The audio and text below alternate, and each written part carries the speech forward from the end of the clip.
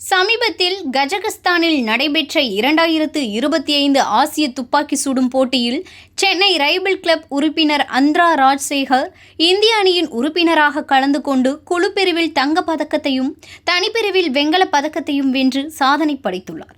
கடந்த 72 ஆண்டுகளில் முதல் முறையாக ஆசிய அளவிலான துப்பாக்கி சுடும் போட்டியில் பதக்கம் பெற்ற முதல் சென்னை ரைபிள் கிளப் உறுப்பினர் என்ற பெருமையையும் பெற்றுள்ளார். இவர் முன்னாள் IAS அதிகாரி கற்புக சுந்தர பாண்டியனின் பேத்தியாவார்.